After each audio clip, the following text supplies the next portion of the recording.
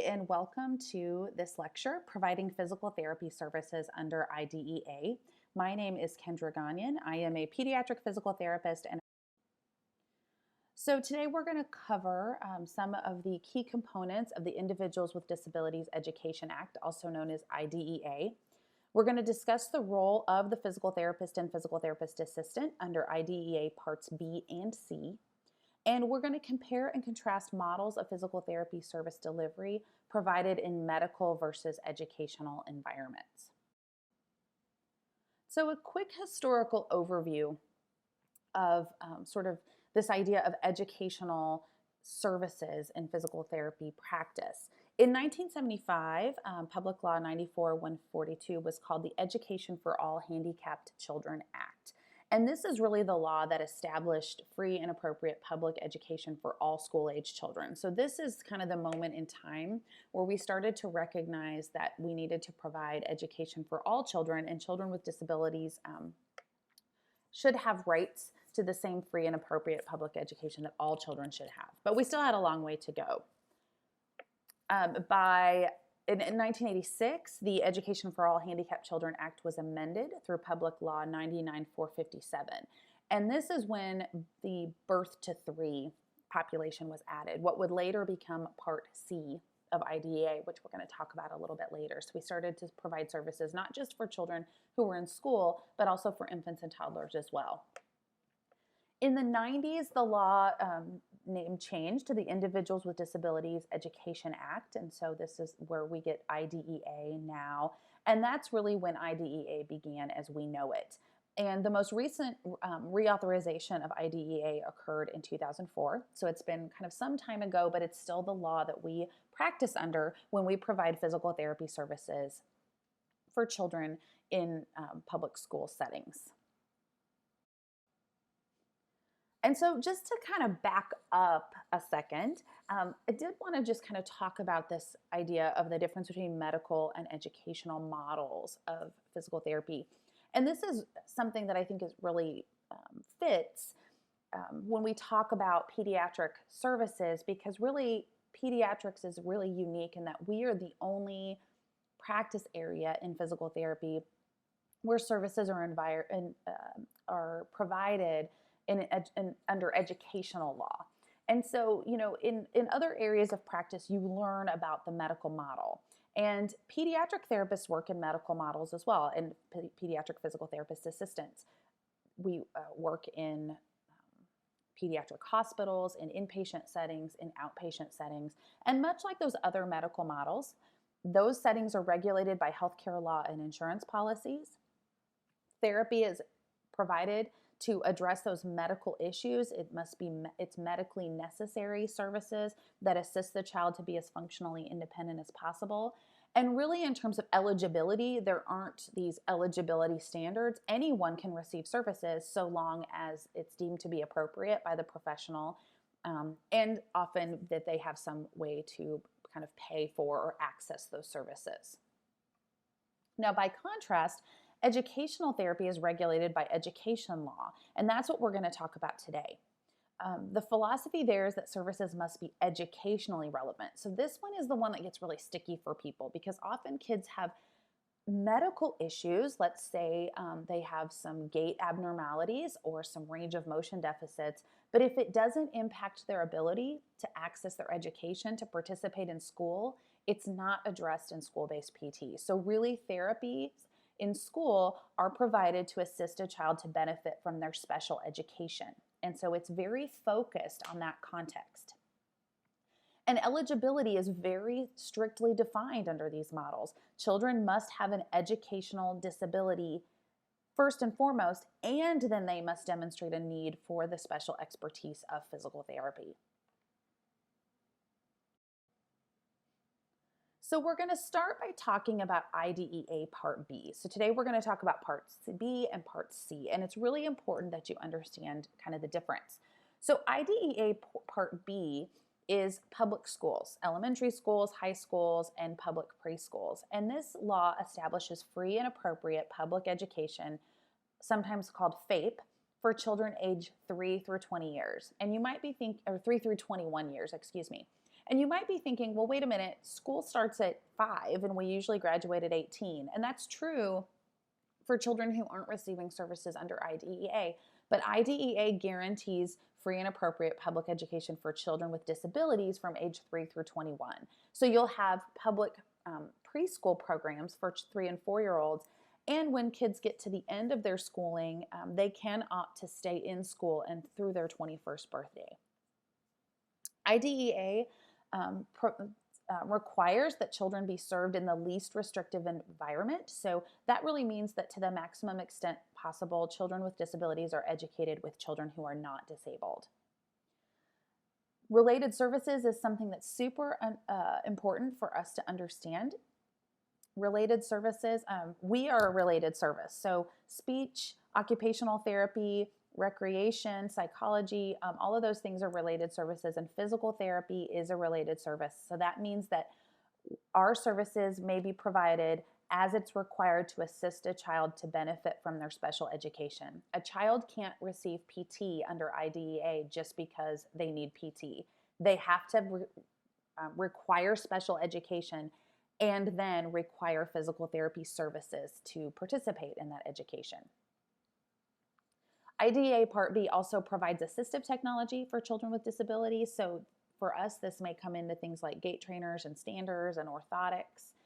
And also, all services are documented in the Individualized Education Program, which is the IEP.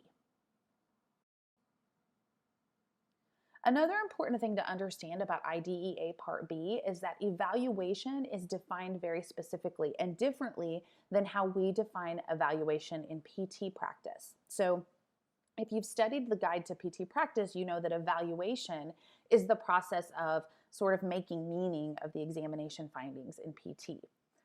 That's not what evaluation means under IDEA. So when we talk about a school-based evaluation, that's not a discipline-specific process. It's multidisciplinary. So when a child is evaluated for school-based services, usually they have PT, OT, speech, teachers, psychologists, a whole team of people are examining them.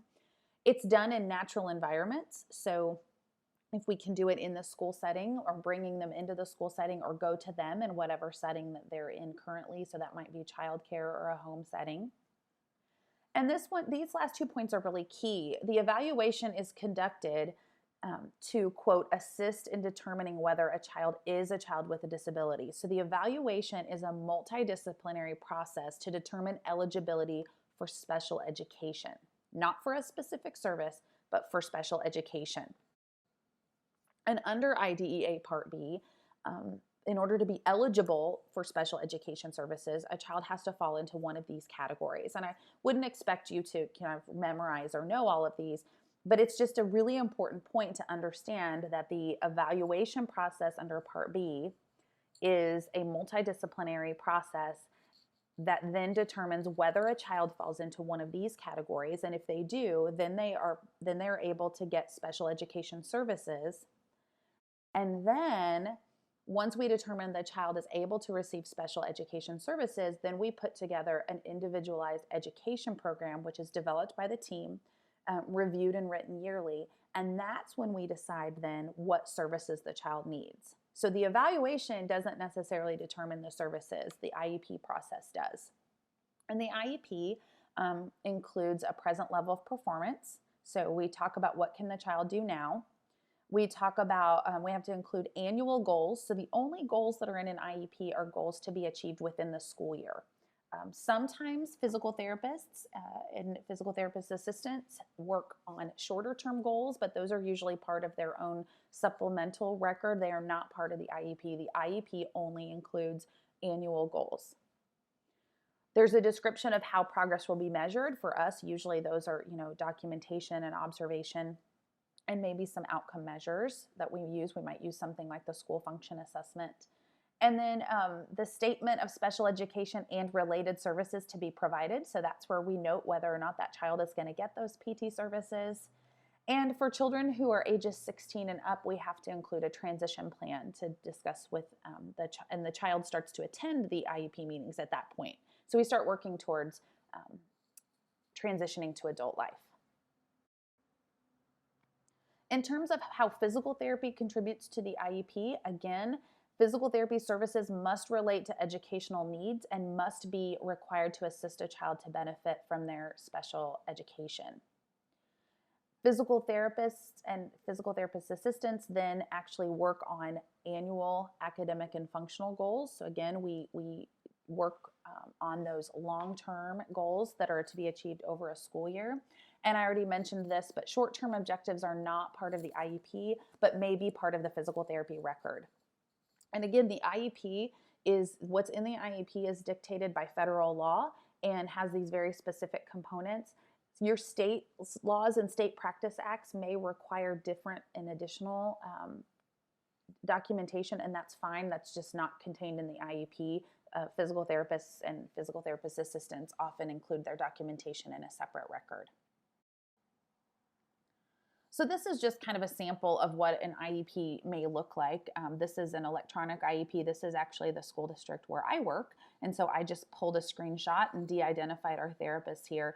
So again, you can kind of see along the top all of these different tabs to talk about their services the child gets, the special or the present levels of performance, the goals, transportation services. We have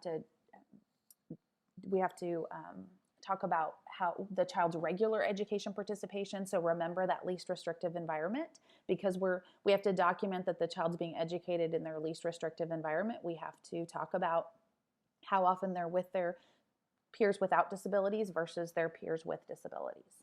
So, and then this just shows, how a school-based service delivery plan might look with the different numbers of minutes. And then these are just examples of IEP goals. And again, they might look different than what you've seen in medical model. They're very functional. There's, you don't talk about strength. They're not impairment based. There's not goals about strength or range of motion or balance. Those are certainly things we work on to achieve the goals, but for the IEP, the goals have to be focused on participation in education. So you'll see here, these goals talk about walking from the playground or walking from the classroom door to the desk or the table. So getting around the classroom, walking to the playground, climbing up a playground structure, kicking a ball with peers. So all of these things are educationally relevant for this preschool age child. And there are a few different models for school-based intervention. Direct services certainly occur where children just get those direct physical therapy services. But in school-based intervention, we also do a lot of consultation and monitoring, where we're working with maybe PE teachers to help with consult on how to help that child participate.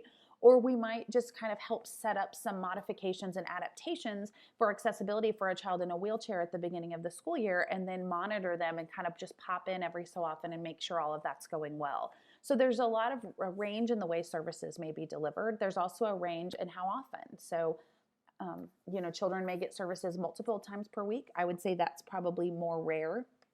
More often, we're talking about maybe once a week to twice a month to once a month to then quarterly or even semester services. Services can include those procedural interventions, but again, in school-based environments, we do a lot of coordination, communication. We document every visit, even though that doesn't go in the IEP. We still have to do that as professionals. And we do tons and tons of child and family, teacher, staff related instruction, because if our true purpose is to help the child participate in their education, that one visit of 30 minutes a week isn't going to do the trick. We have to provide them with strategies that they can embed into their daily routines. Now moving on from Part B to Part C. So IDEA Part C is actually early intervention services for infants and toddlers from age birth to 3. So it's a little confusing, right? Because Part C comes before Part B. But the reason for that is that Part C was added to the law later. And so what's important for you to know is that Part C is birth to 3. And rather than being educationally focused, it's family-centered and developmental. And these services are provided in natural environments. So those primarily are homes and childcare centers, but can really be anywhere. The park, the local community center, the pool, the grocery store. Anywhere where children and families participate in their daily lives and need the assistance and expertise of these services is where those things can occur. Where they can't occur are places where children would not be if they didn't have a disability. So they can't occur in clinics, in outpatient facilities, in special schools for special kids. They can't occur in those environments. They have to be in those natural environments. Similar to Part B, the concept of a Part C evaluation is comprehensive and multidisciplinary and is used to determine eligibility. An interesting kind of feature of Part C is that oftentimes the Part C evaluation for eligibility is conducted by an evaluation team, which includes PT and OT and special instructors, but then the actual services may be carried out by a different team. And similar again to Part B, Part C does have specific eligibility requirements. However, the difference in Part C is that Part C eligibility varies by state. So different states have different eligibility requirements. So it may be a lot easier, for example, to get services in the state of Kansas than it is to get services in the state of Missouri. So it's important if you work in early intervention that you understand your specific state laws and requirements. Part C services are documented in the Ifsp, the Individualized Family Service Plan. This is developed by the team, so similar to the IEP, but again is very family-centered and so very focused on the family's goals and their kind of hopes and dreams for their child.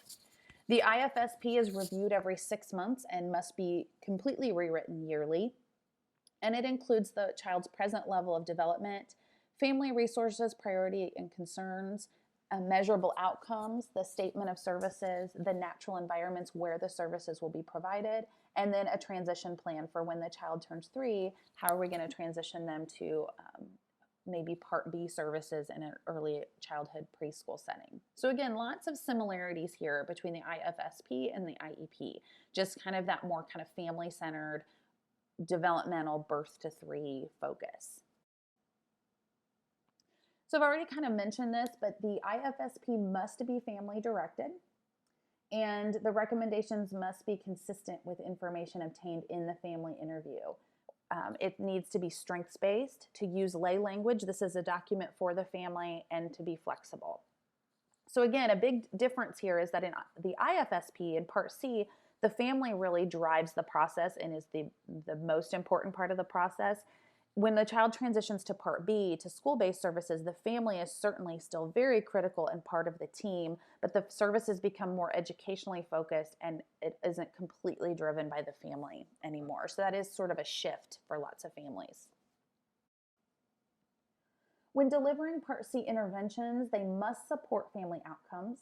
They should be routines-based. So if the family is having difficulty with a child sitting up in the bathtub during bath time, then we should be helping them during bath time. So thinking about embedding ourselves into those routines and helping families with routines.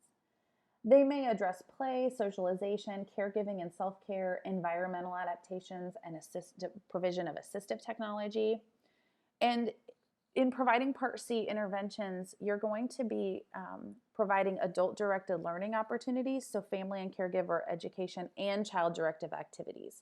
So really teaching the family is really critical because, again, remember back to our first lecture when we talked about practice. How many hours of practice does a child need to really learn a motor skill? So if you're not teaching families how to embed those skills into their daily routines, they're not going to get the practice to really make developmental change. And just a few words about natural environments. Natural environments, as we've kind of mentioned, are defined in the law as settings that are natural or normal for the child's age peers who have no disabilities.